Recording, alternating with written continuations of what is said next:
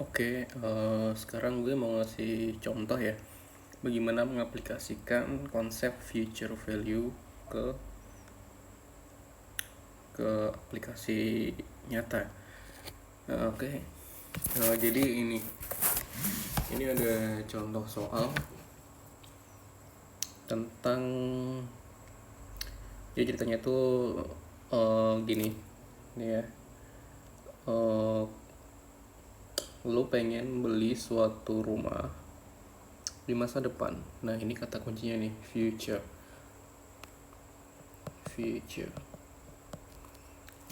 Nah, saat ini lo dapet warisan sebesar $20.000. Nah, dari $20 itu lo bakal menggunakannya sebagai DP, down payment, untuk membeli rumah. Nah, sekarang kita ada pertanyaan nih, untuk kita jawab yang A dulu ya. Yang A, if you put your inheritance in an account that earn 7% interest rate. Jadi kalau lo naruh nilai $20.000 ini ke dalam suatu tabungan yang ada 7% interest rate, yang di kompon annually, berarti annually setahun ya, tahunan, di compounded tahunan. Terus how many years, berapa lama waktu yang dibutuhkan sebelum nilai dari $20.000 itu menjadi 30.000. Oke, jadi ini disuruh nyari how many years ya, berapa banyak, berarti n periode ya. Oke, kalau gini kita nyari periodenya ya. Ingat rumus future value itu apa? Rumus future value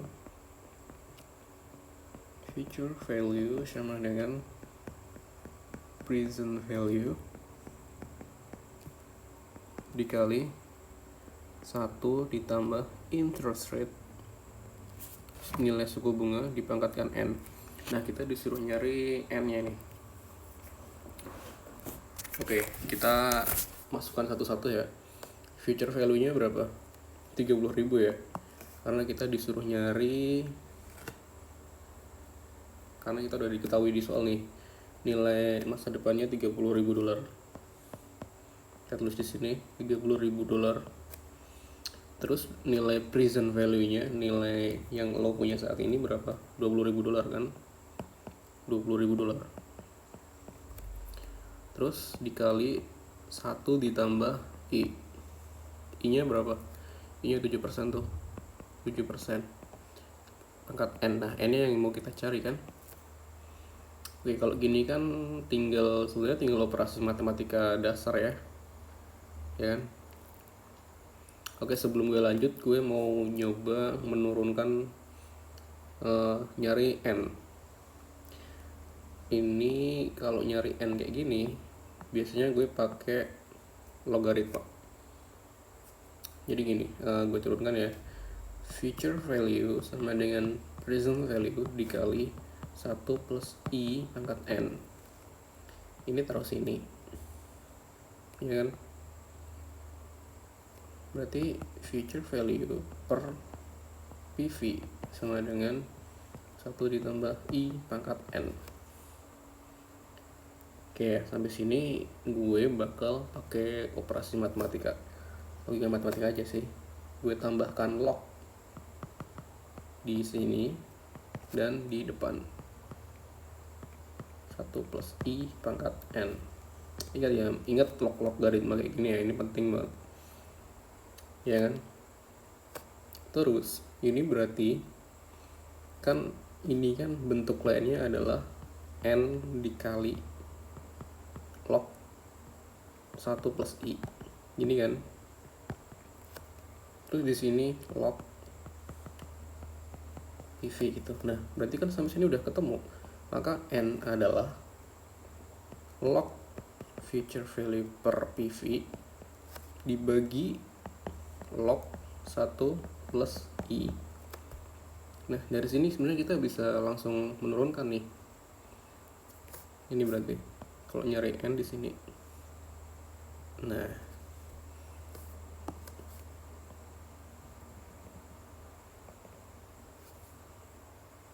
berarti kalau gue aplikasikan ke soal tadi, berarti akan kayak gini dong.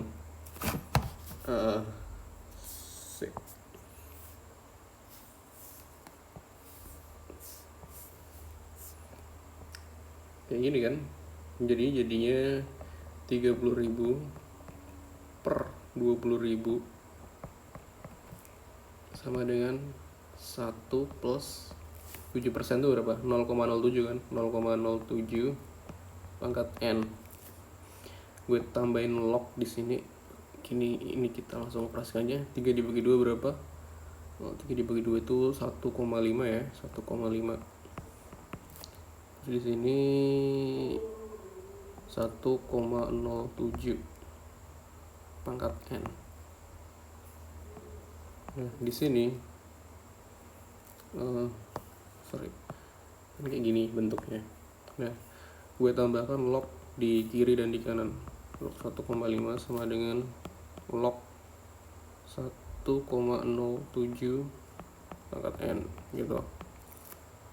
Nah, atau bentuk lainnya log 1,5 sama dengan N dikali log 1,07. Nah, sampai sini N sama dengan ketemu nih, log 1,5 dibagi log 1,07. Nah, kalau udah kayak gini gue saranin pakai kalkulator aja ya. Oke, berapa tuh? Log 1,5 dibagi log 1,07. Oke, ketemunya 5,9. Nah, inilah jawabannya.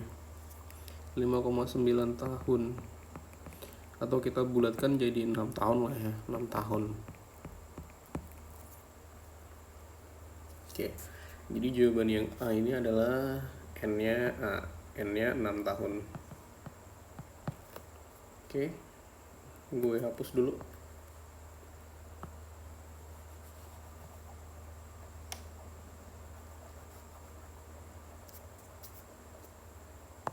Terus yang B. Yang B itu if you let your money grow for 10,25 tahun pada 7%, berapa banyak yang kamu dapatkan? Oke. Ini kita yang B itu adalah kalau lo nyimpen selama 10,25 tahun dengan rate bunga 7%. How much will you have? Berarti kan ini nanyain berapa future value-nya. Future value-nya berapa gitu kan. Oke, kita langsung aja nih. Masukin langsung aja ya. Future value sama dengan present value-nya tetap 20.000 dikalikan 1 ditambah 7%. 7%. Oke, 10,25 itu sebenarnya berapa sih? 10,25 tahun ya. Kalau gue bikin jadi kan 1 tahun itu kan sama dengan 12. 25 itu berapa? 0,25 itu berapa? Sama dengan 25/100 kan? Sama dengan 1/4.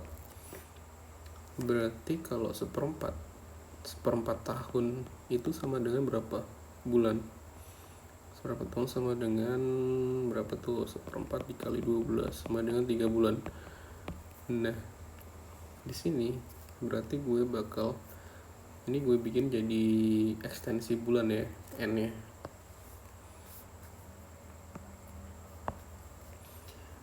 Kalau berarti 10 tahun itu ada berapa bulan?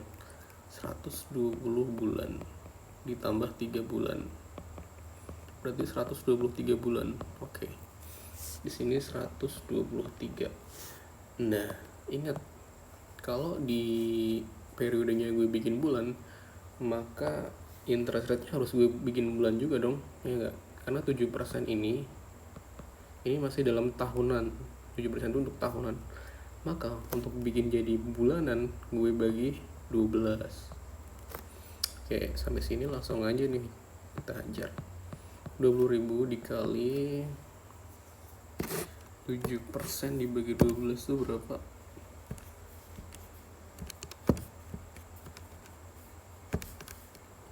0,058 ya. 1 ditambah 0,0058 terus pangkatan 123. Oke, berarti berapa tuh? 20.000 ditambah 1. Ini 1,0058 pangkat 123. Oke, berapa tuh?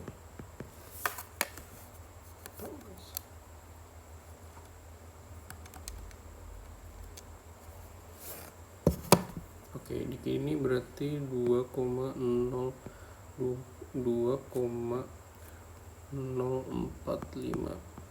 sama dengan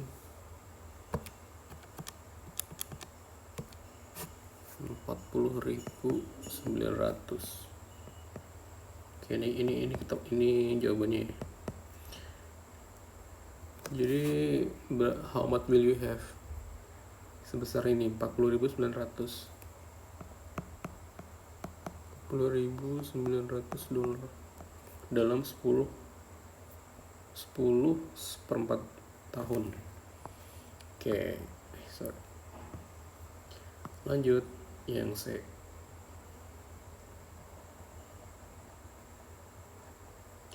Yang C itu how long will it take your money to grow to $30.000 if you move it into account that pay 3% compound? Oke. Ini how long ini berarti nyari n. Ini nyari n. Oke, ini juga nyari n sih. Sebenarnya sama. Bedanya cuma di rate-nya. Oke. Ya udah kayak tadi kayak yang tadi ngitungnya. Future value-nya berarti kita ngitung yang 30.000 dulu ya, yang 3%. Berarti kan 30.000 sama dengan 20.000 dikali 1 plus I pangkat N. I-nya kan 7%. Sorry. I-nya itu 3%. I-nya itu adalah 3% pangkat N. Berarti ini taruh sini, berarti 3/2 sama dengan 1,03 kan, 3% tambah 1 kan 1,03 pangkat N. Oke, ini kita tambahin log ya. Log 3/2 sama dengan log 1,03 pangkat N. Ini berarti N log 1,03. Di sini log 3/2. Oke, N sama dengan log 3/2 per 1,03. Oke. Berapa tuh?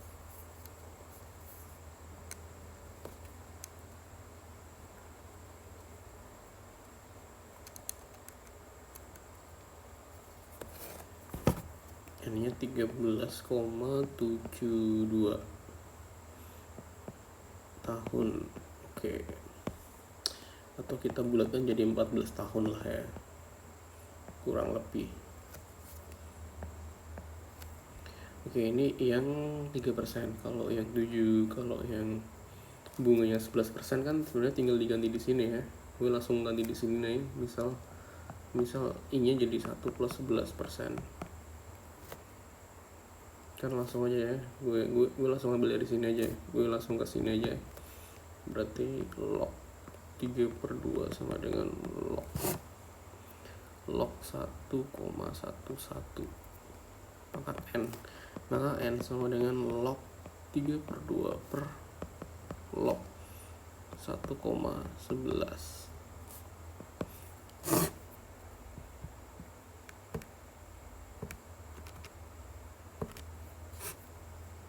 3,8 tahun, atau kita kurang lebih 4 tahun lah ya. Oke, ini ketemunya. Terus yang D, what does all of this tell you about the relationship among interest rate, time, and future sum? Oke, ini kesimpulan dari apa yang kita kerjakan ini adalah semakin besar interest rate, makin besar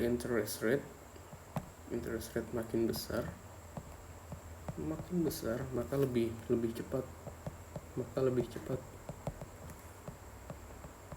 cepat dapat future value yang diharapkan. Terus kalau semakin besar lebih cepat dapat future value yang diharapkan.